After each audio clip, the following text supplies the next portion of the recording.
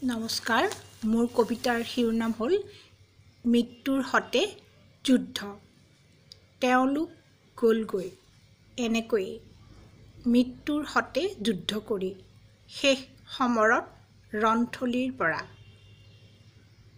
বীৰ সেনানী এজনৰ দৰে অহা বাটেৰে চিৰ বিদায় লৈ নিজ পৰিয়ালৰ মৰম চেনেহৰ বৰটোপোলা এটা আলফুলে দুহাতত সাৱটি এই ধৰণীৰ পৰা দীঘলীয়া সময়ৰ অন্তত ঈশ্বৰৰ নিয়ম মানি এটা বিশেষ সময়ৰ প্ৰতীক্ষা কোনোৱে নভৱাকৈ হয়তো নীৰৱে লুকাই থাকে নিজ অন্তৰত।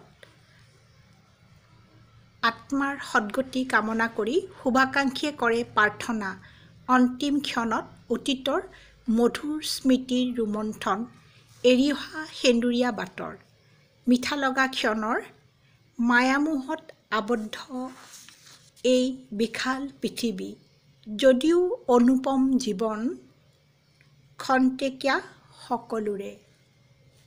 ধন্যবাদ।